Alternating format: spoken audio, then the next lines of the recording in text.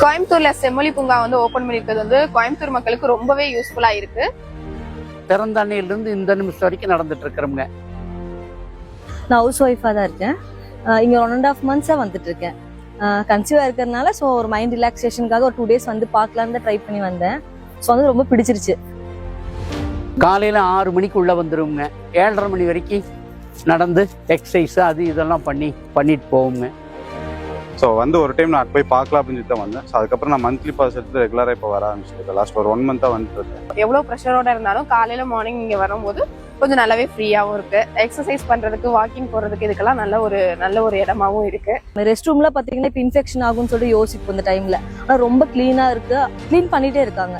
பார்க்கறதுக்கு நல்ல இயற்கை சூழ்நிலையில அருமையாக அற்புதமான ஒரு இடம் இது. கோயம்புத்தூருக்கு கிடைச்ச வரப்பிரசாதம் இது எங்களுக்கு. ரொம்ப ஹாப்பியாக எனக்கு ஒரு மிகப்பெரிய வரப்பிரசாதம் இப்போதுதான். அது எந்த காலத்தையும் மறக்க மாட்டோம். இந்த மாதிரி மெயின் ஏரியால செம்மொழி பூங்காங்கிறது பார்த்தீங்கன்னா ரொம்ப மைண்ட் ரிலாக்ஸேஷனாகவும் ஃபேமிலிக்கும் சரி வயசான பீப்புள்ஸ் எல்லாருமே வந்துட்டு போறதுக்கு ரொம்ப நல்லா இருக்கு. முதல்வருக்கு எங்களது மனமார்ந்த நன்றி. எங்களோட ஆதரவு உதயசூரியனுக்கு தான். எங்களுக்கு செந்தில் பாலாஜி முழு ஆதரவும் அவருக்கு தான். 100% பண்ணிடுவார்.